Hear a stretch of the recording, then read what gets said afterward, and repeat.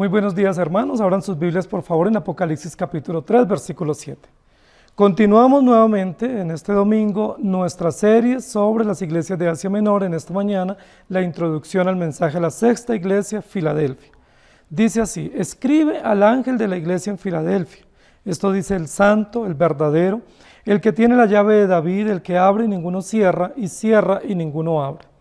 El mensaje a la iglesia de Filadelfia nos va a dar una perspectiva muy interesante con relación a los mensajes anteriores. Todos los mensajes a las iglesias anteriores están marcados por muchos contrastes que son puestos en evidencia cuando el ojo escrutador de Dios manifiesta lo que está sucediendo internamente en la congregación. La mayoría de las iglesias anteriores han recibido elogios y censuras y han recibido también advertencias severas y promesas extraordinarias. Sin embargo, la iglesia de Filadelfia va a recibir muchos elogios y alabanzas por su trabajo esforzado y diligente y por la forma como han perseverado en medio de la persecución. Filadelfia significa amor fraternal. Y la base de ese amor fraternal, nosotros sabemos que no son las relaciones sólidas, ni la lealtad, ni la fidelidad, sino que la base del amor fraternal cristiano es Jesucristo. Por eso el título de nuestra prédica hoy es Cristo, nuestro amor fraternal. Es decir, Jesucristo es el fundamento de toda relación entre hermanos en la iglesia, entre hermanos creyentes, entre una congregación. La base del amor, de las relaciones sólidas entre los creyentes, la marca Jesucristo. Filadelfia es la más joven de todas las iglesias que nosotros hemos estudiado hasta ahora y fue fundada probablemente por algunos colonos que venían de Pérgamo. Es una iglesia muy nueva y fue destruida también por uno de los terremotos que sucedió en una de las iglesias vecinas o de las ciudades vecinas, que fue Sardis, y se encuentra hoy en un territorio donde está Turquía. Filadelfia fue una ciudad muy interesante porque era una ruta comercial, y por ser una ruta comercial o una ruta de correos, pues era casi una puerta de intercambio comercial entre otras ciudades. Su importancia no radicaba tanto por su comercio, o por su política, o por su avance tecnológico, sino que más bien su importancia radicaba porque era un paso obligado entre otras ciudades importantes de Asia Menor, y era una ruta comercial y una ruta de correos. Por eso Filadelfia fue llamada la Puerta del Oriente, porque era una puerta obligada y era también el paso para otros lugares, y fue llamada también la pequeña Atenas de los romanos. Fue una ciudad muy interesante porque el ser considerado un paso obligado o una puerta obligada entre dos regiones, pues hacía que tuviera muchísimas oportunidades y que fuera el paso también de muchísimos turistas y muchísimos comerciantes. Eso hacía que los ciudadanos de la ciudad de Filadelfia tuvieran muchísimas oportunidades de conocer personas que estaban viajando, de ver pues las caravanas de tráfico de productos. Fue una ciudad muy importante. Además de eso, se considera que Filadelfia fue fundada para ser la puerta abierta para la divulgación de la cultura griega. Es decir, la cultura y el idioma griego tenían su impulso o su desarrollo a partir de la ciudad de Filadelfia. Fueron allí, en esa ciudad, donde se dieron muchas situaciones importantes de desarrollo cultural, de una puerta abierta a las oportunidades. Casi que pudiéramos decir que Filadelfia es la ciudad de las oportunidades, la ciudad del desarrollo cultural, político, y la ciudad también de oportunidades de viaje y de turismo. En ese sentido nosotros queremos hablar, y es una de las razones por las cuales se nos da estas metáforas del versículo número 7 de este mensaje. Dice: escribe al ángel de la iglesia en Filadelfia. Escribe para dar un mensaje.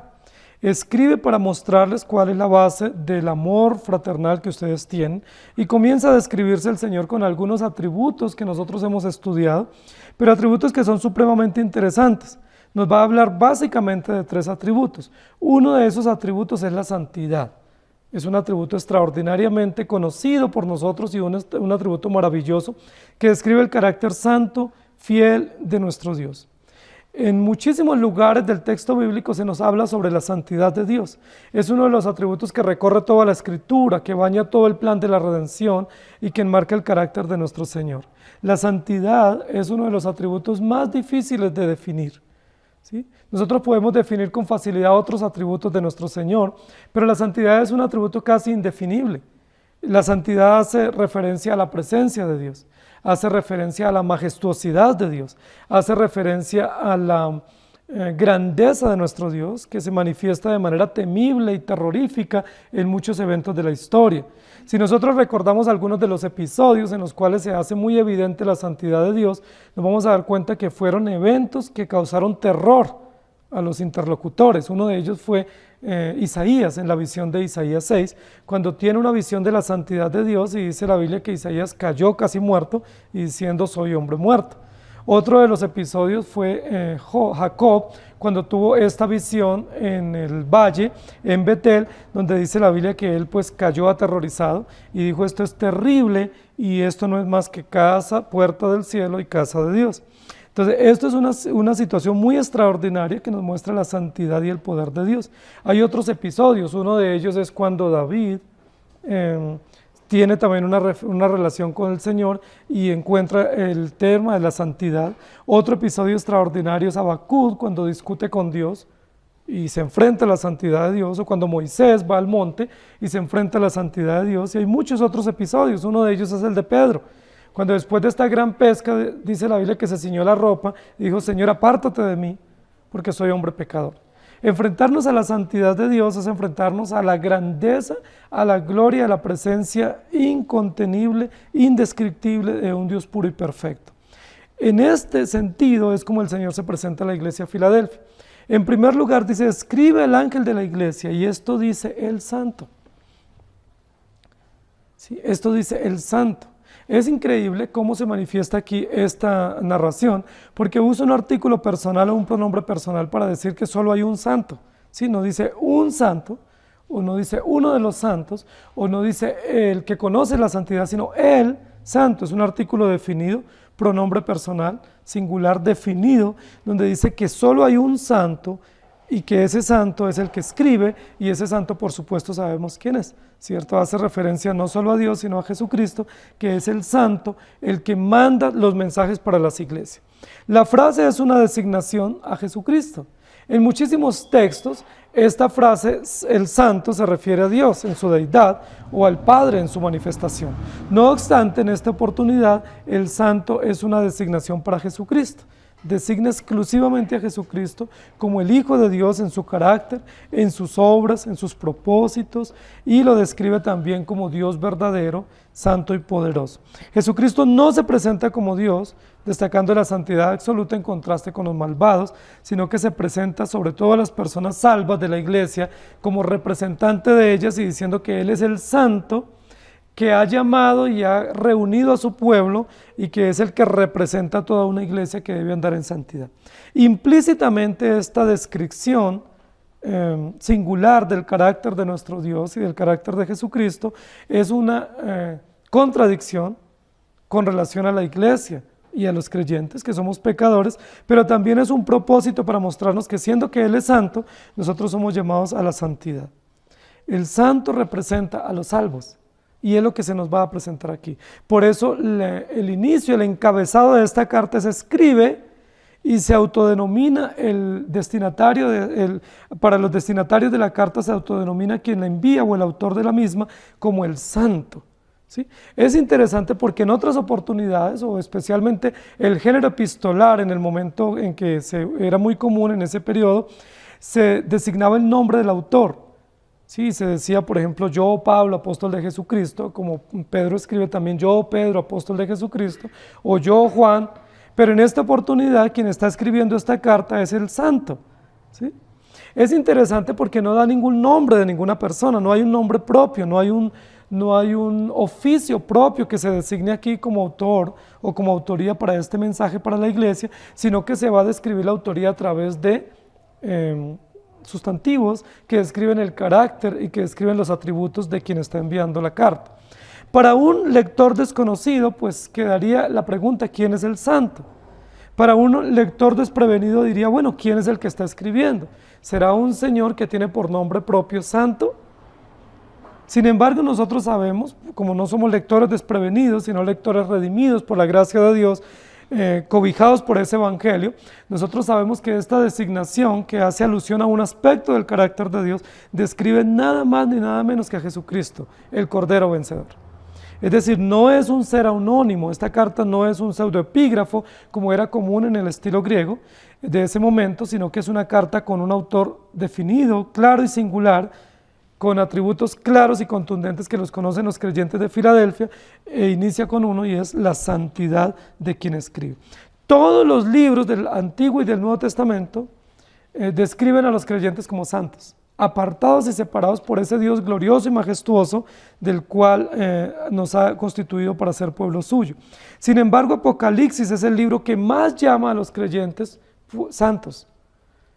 Y es interesante porque también es uno de los libros donde hay mayor antagonismo entre la iglesia y los opositores de la iglesia, que es Satanás y sus secuaces, pero es el libro que más considera al pueblo de Dios santos y que nos llama a ser santos y que nos da esa designación. ¿Por qué son santos los creyentes? No lo son en sí mismos, no lo son por su propia capacidad, son santos porque han sido lavados con la sangre del Cordero vencedor y tienen la puerta del reino abierta para poder entrar a la presencia del Señor. Esa es una de las razones por las cuales se usa aquí esta designación, escribe el santo. ¿Por qué escribe el santo? Porque está escribiendo a los santos, que no lo son en sí mismos, sino que lo son en razón de Cristo, que ha abierto la puerta de la redención y la seguridad de la vida eterna para ellos. Isaías capítulo 6, versículo 3 dice: y oí al otro que daba voces diciendo: Santo, santo, santo, Jehová de los ejércitos, toda la tierra está llena de su gloria. Este es uno de los textos que muchísimas personas han usado para decir que Dios es 3 veces santo. La Biblia no dice que Dios es 3 veces santo. La Biblia solo dice que es santo, santo, santo, usando una figura literaria de reiteración o de repetición o de énfasis o una expresión superlativa para decir que la santidad de Dios envuelve o cobija o abarca todo. Y esa descripción del carácter santo de Dios pues manifiesta un contraste con la condición de la humanidad que es pecador.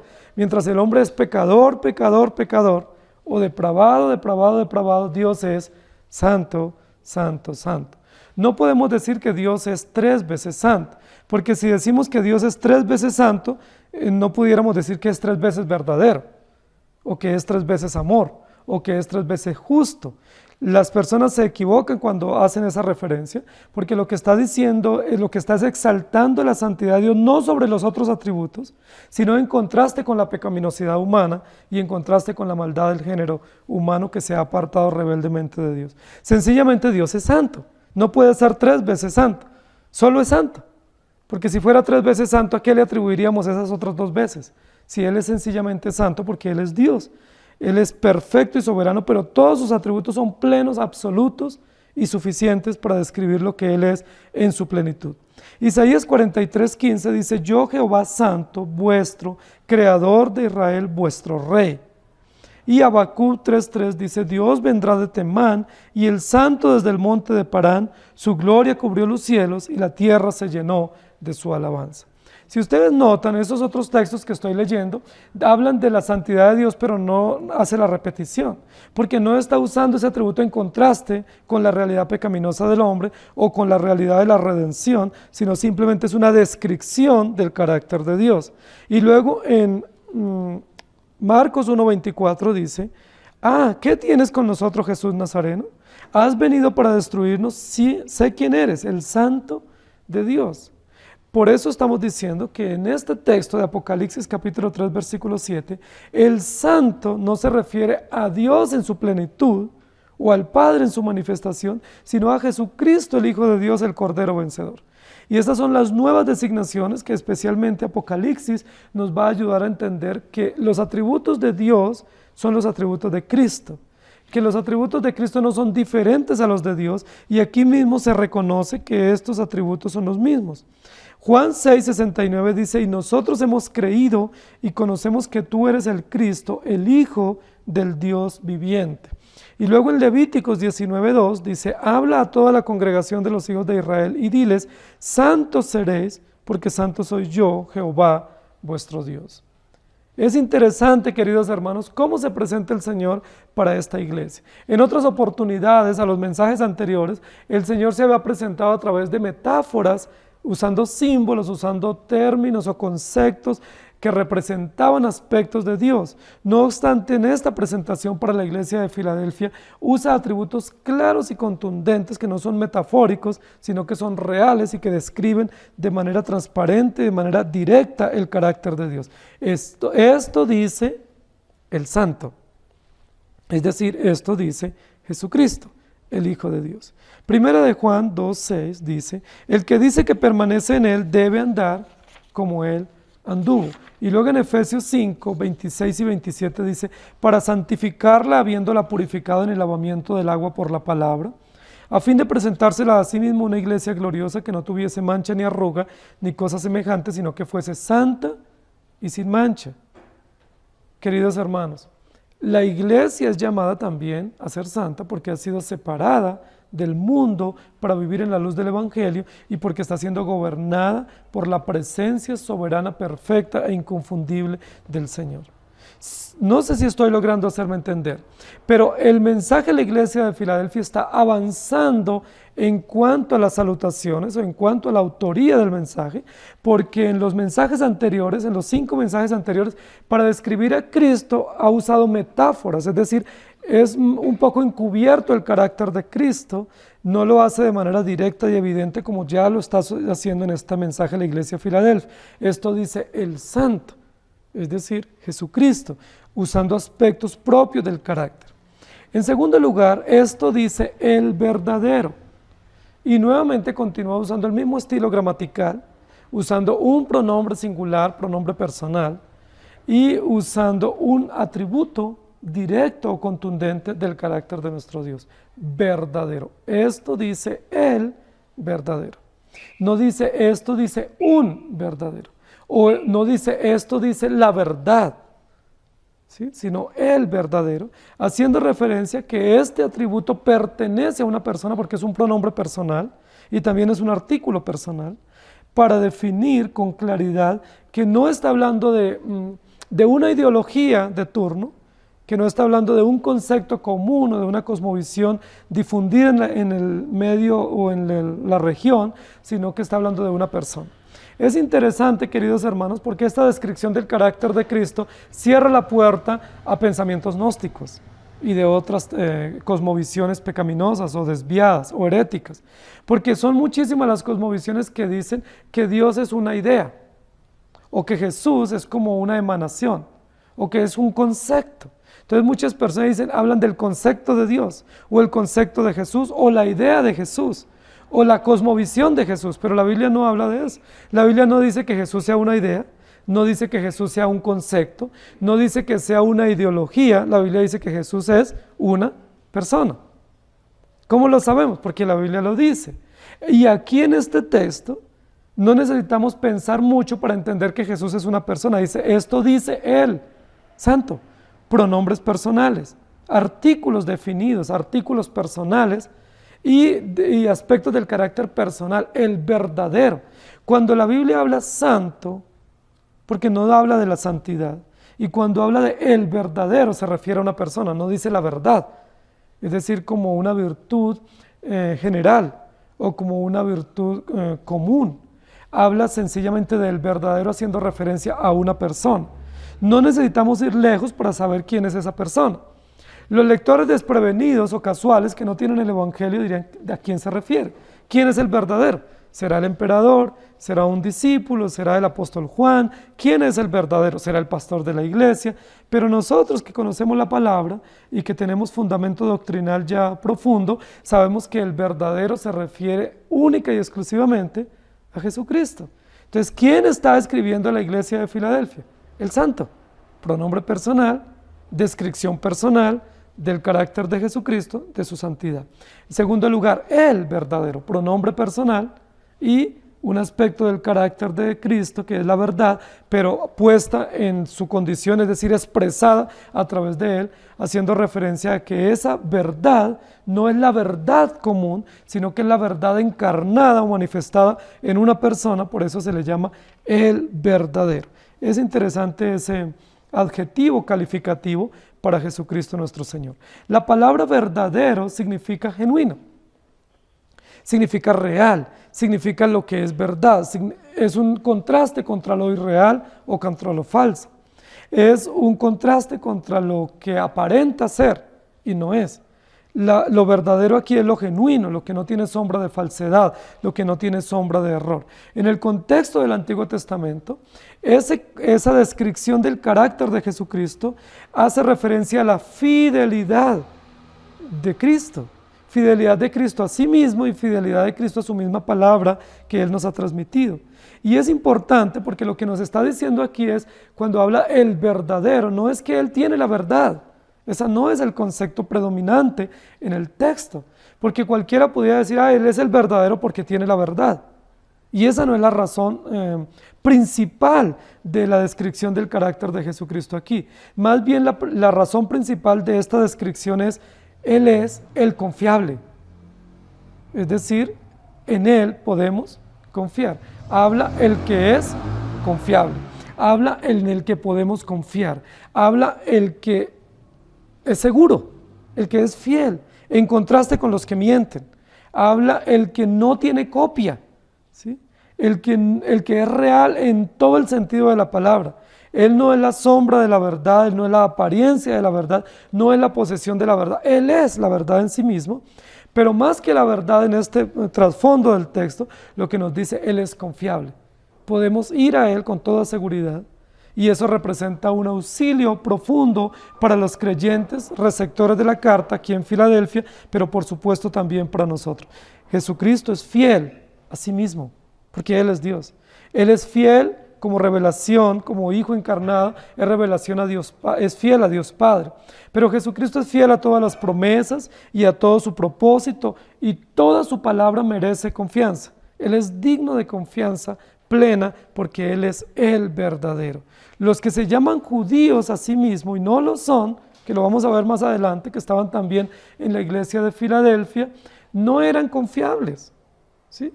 Aunque tenían una tradición judaizante, no eran confiables porque se simulaban ser lo que no eran. Y algunos creyentes en otras iglesias, en la iglesia de Sardes y en la iglesia de Éfeso, tampoco eran confiables. Lo que está diciendo aquí es Dios es confiable y podemos estar seguros y descansar en todo lo que Él nos está diciendo, no solo en Él en sí mismo como Dios y Redentor, sino también en lo que Él nos dice y nos transmite y nos manda a decir a través de su palabra. En el Nuevo Testamento solo 2 veces aparece combinado estos 2 aspectos del carácter de Dios, santidad y verdadero. Esa combinación fiel y verdadero se atribuye al carácter de Jesucristo y a su palabra. Él es el santo y Él es el verdadero. No estamos hablando de 2 personas, estamos hablando de una misma persona con 2 aspectos del carácter. Un aspecto es su gloria y su majestuosidad, su presencia poderosa en medio de su pueblo, y el otro aspecto del carácter es su confiabilidad.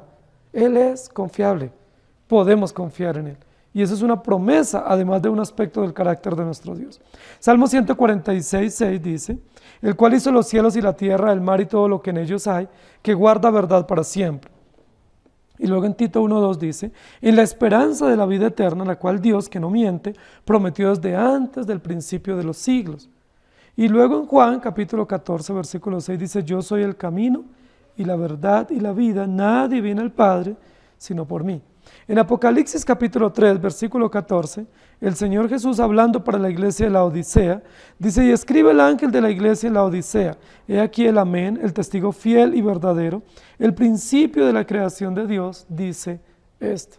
En una y otra oportunidad en el texto bíblico, une estos aspectos del carácter de Dios y del carácter de Cristo para mostrar que es una misma persona, un mismo ser, con una grandeza extraordinaria de carácter que nos da esperanza y que nos da confianza y seguridad.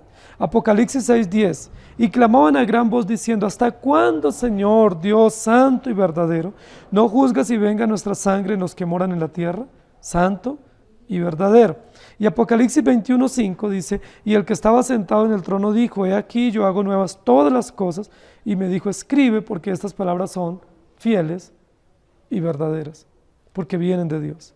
Y luego en Apocalipsis 22:6 dice, y me dijo, estas palabras son fieles y verdaderas, y el Señor, el Dios de los espíritus de los profetas, ha enviado a su ángel para mostrar a sus siervos las cosas que deben suceder pronto. Cristo, nuestro amor fraternal.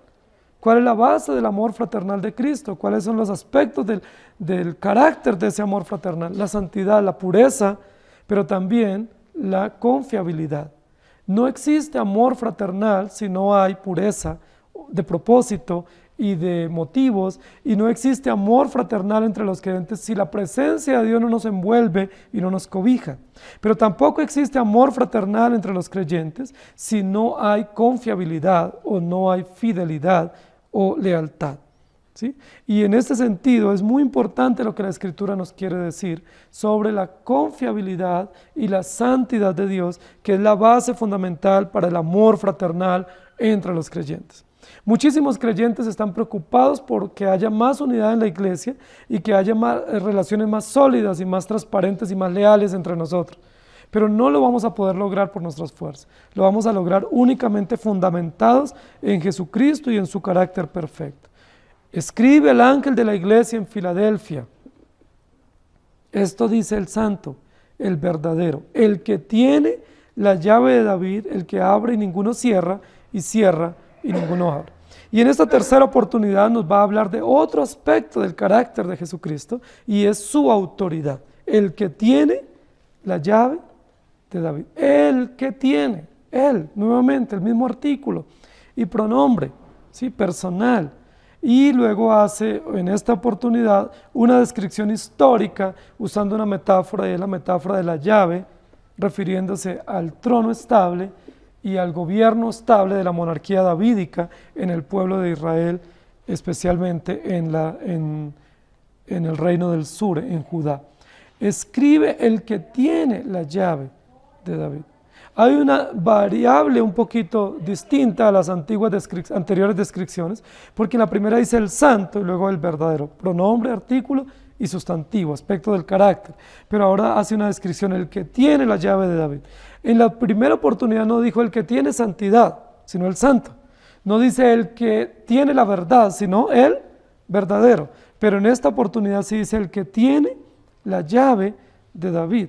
Y esta es una referencia directa al gobierno davídico o a la monarquía de Judá. Es una alusión directa a que Jesucristo pertenece o viene de la misma dinastía del rey David, y que Jesucristo es el que cumple perfectamente todas las promesas que Dios dio al sistema monárquico de Judá, diciendo que habría un reinado estable, que habría una monarquía segura y que todos estarían tranquilos y vivirían cómodos bajo ese rey justo y poderoso que es Jesucristo. Por supuesto, nunca fue David el rey justo, ni Salomón, ni ninguno de los reyes de la dinastía de los 21 reyes. Ninguno de ellos fue justo, ni ninguno de ellos fue verdadero ni perdurable. Todos fueron pasajeros y todos fueron pecadores y todos hicieron lo malo ante los ojos de Jehová. Todas las promesas de la dinastía davídica se cumplen en Jesucristo. Jesucristo dice, yo tengo la llave de David.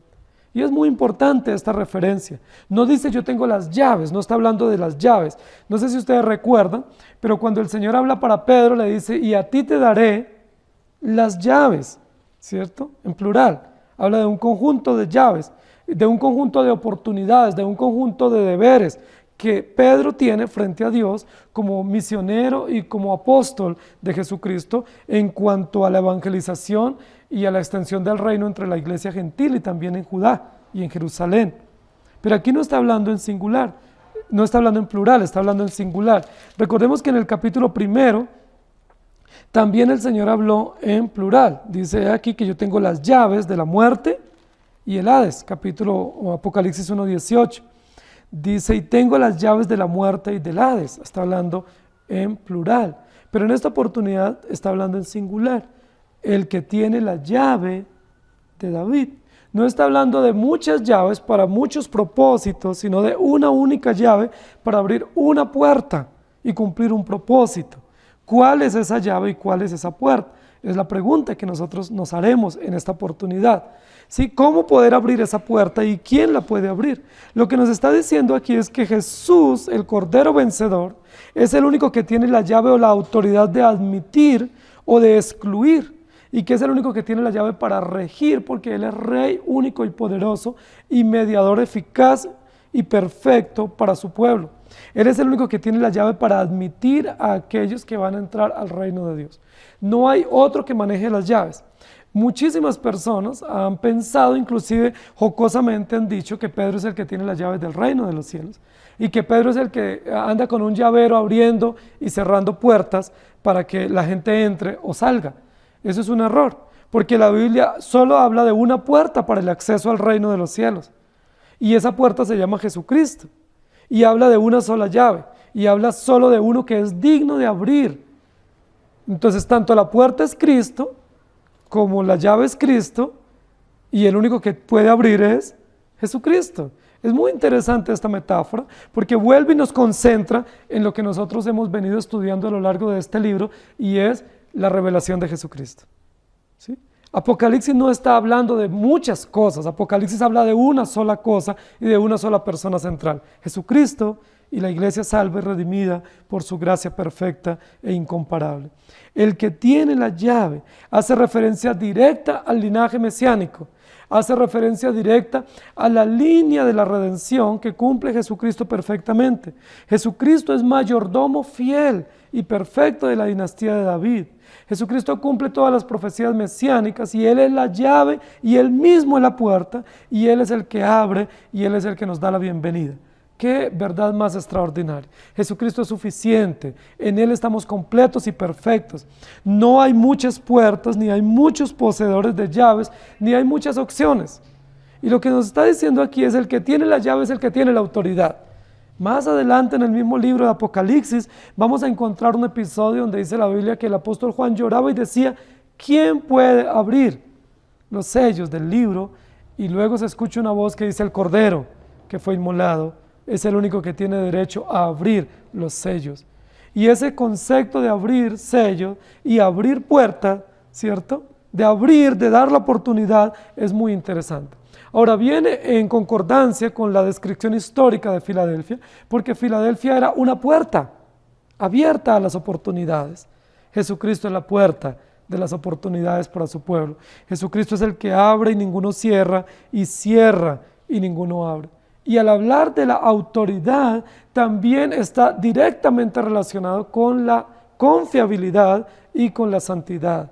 Es decir, nadie pudiera tener autoridad sobre algo o sobre alguien si no es confiable y si no está presente. No le dejaríamos las llaves a alguien en el cual no confiemos. Ninguno de nosotros conscientemente le entregaría las llaves a un desconocido, las llaves de su casa o de su auto o de su caja fuerte. Nadie le entregaría las llaves a un desconocido que diga, ven, préstame las llaves, yo te ayudo. No lo hacemos. ¿Por qué? Porque para nosotros entregarle las llaves significa que esa persona recibe autoridad de parte nuestra para abrir o para usar la llave de la manera que ella quiera. Pero para que esa persona tenga las llaves tiene que ser una persona de nuestra entera confianza. Y además de eso, que esté presente para que pueda cumplir el propósito para lo cual se quiere. Jesucristo es el santo, Jesucristo es confiable y Jesucristo tiene toda y perfecta autoridad porque Él es el que tiene las llaves. No sé si ustedes recuerdan un episodio en el Antiguo Testamento que está descrito en el libro de Isaías en el capítulo 22 y es un episodio donde se cambia a un mayordomo bajo el reinado de Ezequiel, y bajo ese reinado se cambia un mayordomo y ese mayordomo era Sebna, ¿sí? Y dice la Biblia que Sebna fue un mayordomo infiel. Y como fue un mayordomo infiel, dice que era un clavo que se caía, que no servía para sostener nada, entonces tuvo que cambiarse y se puso como mayordomo a Eliaquín, hijo de Hilcías. Y bajo Eliaquín, hijo de Hilcías, se emite una profecía mesiánica que dice que Eliaquín, hijo de Hilcías, será como un clavo firme, hincado en la pared, que va a perdurar y que va a sostener porque es un mayordomo fiel y se le dio un talabarte, se le dieron las llaves del reino de David, de la casa de David. Eliaquín manejó las llaves del palacio. Ustedes saben lo que eso significa, que Eliaquín fuese como el amo de llaves del palacio bajo el reino de Ezequías. Eso es una cosa muy extraordinaria, Lo que significa aquí es que Eliaquim fue hallado confiable para que pudiera sostener las llaves del palacio y pudiera dar cuenta de quién entraba y quién salía. Se le dio toda autoridad en el palacio y se emite una profecía haciendo alusión que esa representación de Eliaquim como mayordomo fiel bajo el reinado de Ezequiel es comparado con Jesucristo, que es mayordomo fiel y que tiene la autoridad en el palacio y que es el que puede abrir y cerrar. Es el mayordomo fiel. Jesucristo es el único que ostenta la autoridad absoluta de la llave de David para la salvación y que abre la puerta perdurable para que disfrutemos del reino. Cristo tiene toda autoridad como cabeza de la iglesia. Jesucristo es la cabeza y el fundamento de la iglesia, no es Pedro, no es el sistema de la iglesia tradicional. No son las doctrinas las que gobiernan la iglesia. Quien gobierna la iglesia se llama Jesucristo. Él es el que tiene la autoridad. Él es el que abre y ninguno cierra. Su autoridad es legítima, es segura y perdurable. Y su autoridad nos asegura a los creyentes salvos por gracia la entrada al reino de los cielos. Solo Jesucristo, el Cordero vencedor, es el que decide quién puede ver al Rey.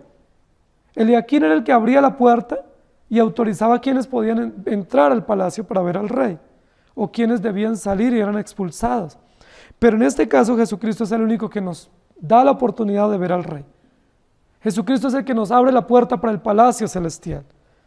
¿Quiénes quieren ver al rey? Todos los creyentes queremos ver al rey. Ahora, ¿quién es el rey?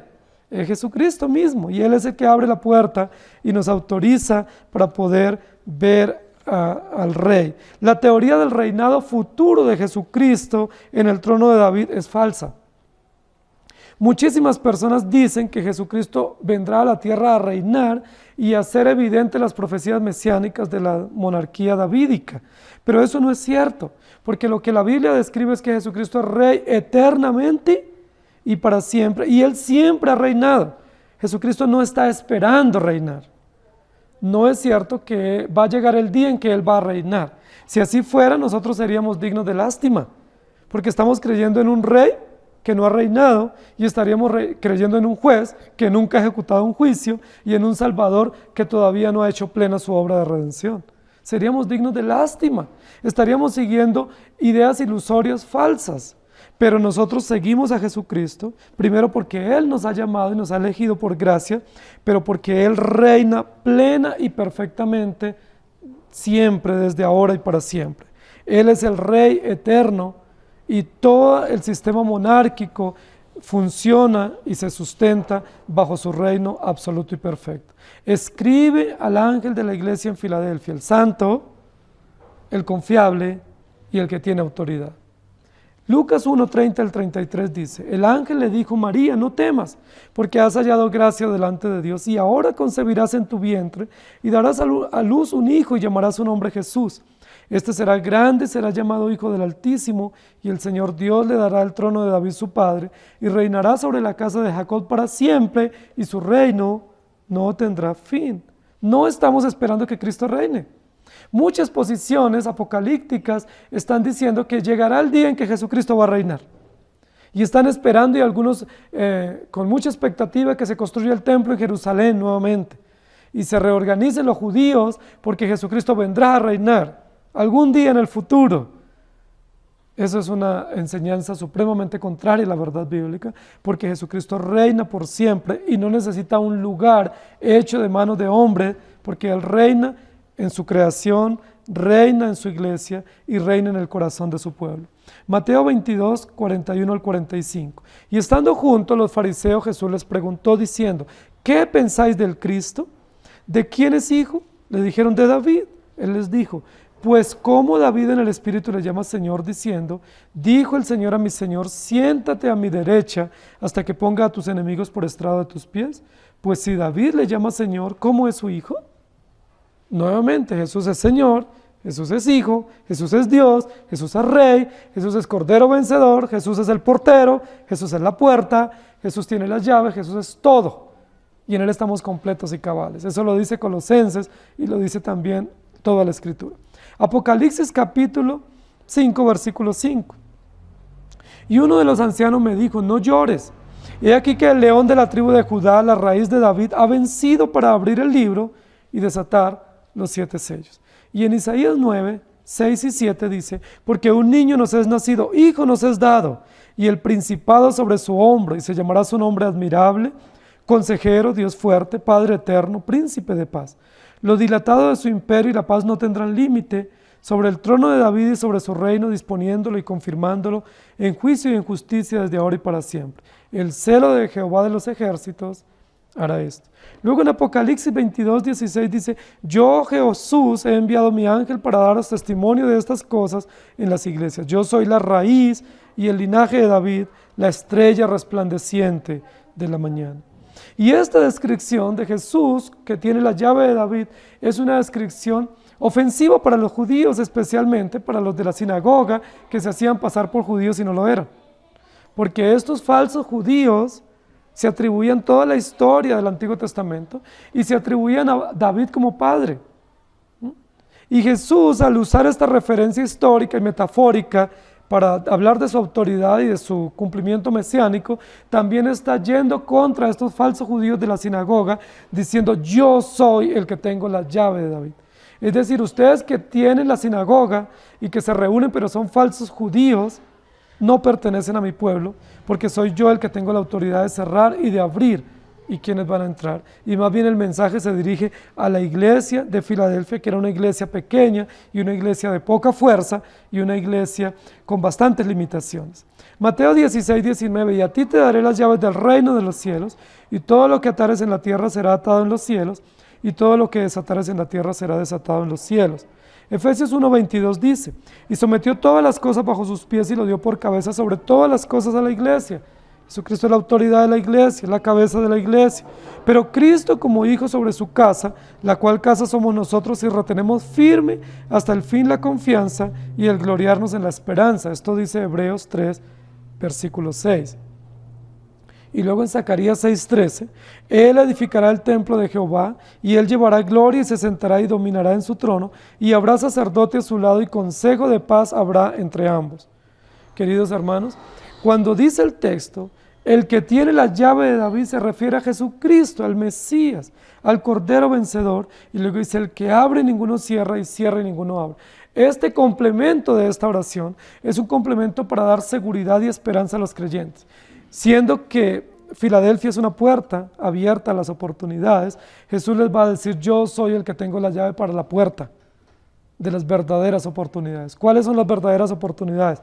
El reino celestial. ¿Cuál es la verdadera oportunidad que nosotros debemos aspirar a entrar por esa puerta? La puerta del reino para poder ver al Rey Jesucristo que ostenta el trono de David. Nuestra impresión es que quien dice las cosas, de quien dice las cosas depende en gran parte lo que nosotros creemos o no. Cuando nosotros escuchamos a alguien hablar y sabemos que esa persona es un charlatán, nosotros decimos, sí, dijo mucho, pero yo creo que eso es mentira. ¿Sí? Porque siempre habla de más. Y hay personas que se acostumbran a hablar de más. Y hay personas que nos dicen informaciones y uno dice, pues yo no creo, ¿no? Porque ya lo hemos visto en mentiras y porque esa persona siempre hace comentarios, pero no es seguro. Pero cuando esa persona que nos da una información es una persona confiable, nosotros decimos, tal persona me lo dijo y yo sé que si me lo dijo es verdad, porque esa persona habla poco y lo que dice es seguro y preciso. La impresión que tenemos aquí en este texto es que quien habla es Jesucristo. Y Jesucristo es seguro, confiable, verdadero y autoritativo para decirnos lo que Él tiene para decirnos. Los aspectos que definen el carácter de Cristo en este mensaje son fundamento para esta iglesia pequeña. 3 aspectos describen el carácter de Cristo como autor de este mensaje a Filadelfia. Su presencia permanente con la iglesia a través de su santidad, su veracidad o su confiabilidad y su autoridad en que Él es el que sabe y conoce y el que nos da todas las oportunidades. Jesucristo como supervisor de la iglesia y como autoridad y mayordomo es perfecto para darnos este mensaje y alentarnos a través del amor fraternal. ¿Cómo podemos vivir en el amor fraternal? ¿Cómo vivir en el adelphos? ¿Sí? En el amor fraternal. ¿Cómo podemos hacerlo? Solo en Cristo Jesús, por su presencia con nosotros, santa y pura, por su confiabilidad a través de la verdad del Evangelio, y por su autoridad a través de la redención consumada. Isaías 22, 15 al 25 dice, Jehová de los ejércitos dice así, ve, entra a este tesorero, a Sebna el mayordomo y dile, ¿qué tienes tú aquí o a quién tienes aquí que labraste aquí sepulcro para ti, como el que en lugar alto labra su sepultura o el que esculpe para sí morada en una peña? He aquí que Jehová te transportará en duro cautiverio y de cierto te cubrirá el rostro. Te echará a rodar con ímpetu como a bola por tierra extensa. Allá morirás y allá estarán los carros de tu gloria, oh vergüenza de la casa de tu Señor. Y te arrojaré de tu lugar y de tu puesto te empujaré. En aquel día llamaré a mi siervo Eliaquín, hijo de Hilcías, y lo vestiré de tus vestiduras y lo ceñiré de tu talabarte, y entregaré en sus manos tu potestad, y será padre al morador de Jerusalén y a la casa de Judá, y pondré la llave de la casa de David sobre su hombro, y abrirá y nadie cerrará, y cerrará y nadie abrirá. Y lo hincaré como clavo en lugar firme, y será por asiento, por honra a la casa de su padre. Colgarán de él toda clase de honra de la casa de su padre, los hijos y los nietos, todos los vasos menores, desde las tazas hasta toda clase de jarros. En aquel día dice Jehová de los ejércitos, el clavo hincado en lugar firme será quitado, será quebrado y caerá, y la carga que sobre él se puso se echará a perder, porque Jehová lo habló. Esta es una referencia muy directa a la fidelidad de Cristo para poder ser nuestro Dios y nuestro Señor, y en términos aplicativos a la importancia de la confiabilidad entre nosotros. Una de las bases de las relaciones fraternales es la confianza, pero cuando se rompe la confianza es difícil reconstruirla. Es importante tener confianza, y esa confianza viene de parte de Dios. Génesis 3, 22 al 24, y dijo Jehová Dios, he aquí el hombre es como uno de nosotros sabiendo el bien y el mal. Ahora pues que no alargue su mano y tome también del árbol de la vida y coma y viva para siempre. Y lo sacó Jehová del huerto del Edén para que labrase la tierra de que fue tomado. Echó pues fuera al hombre y puso al oriente del huerto de Edén querubines y una espada encendida que se revolvía por todas partes para guardar el camino del árbol de la vida. Y un texto más, Primera de Samuel 13, 13 y 14. Entonces Samuel dijo a Saúl, locamente has hecho. ¿No guardaste el mandamiento de Jehová tu Dios que él te había ordenado? Pues ahora Jehová hubiera confirmado tu reino sobre Israel para siempre. Mas ahora tu reino no será duradero. Jehová se ha buscado un varón conforme a su corazón, el cual Jehová ha designado para que sea príncipe sobre su pueblo, por cuanto tú no has guardado lo que Jehová te mandó. Otro ejemplo, además del ejemplo de Sebna, que fue un mayordomo infiel, el ejemplo de Saúl.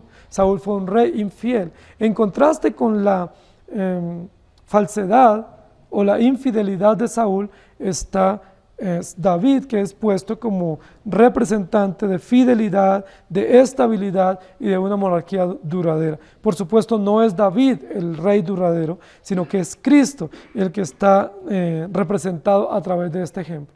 Queridos hermanos, Cristo es la base de nuestro amor fraternal, a través de tres aspectos del carácter que se van a usar no solamente para el encabezado de la carta, simplemente como una rigurosidad del escrito, sino para dar esperanza a los creyentes en Filadelfia y para contrarrestar a los opositores que estaban causando molestia a los pocos creyentes y que estaban atribuyéndose a sí mismo el derecho a la expulsión de los creyentes de la iglesia, cerrándole la puerta a algunos creyentes para que no ingresaran y abriéndole la puerta a algunos que no debían ingresar.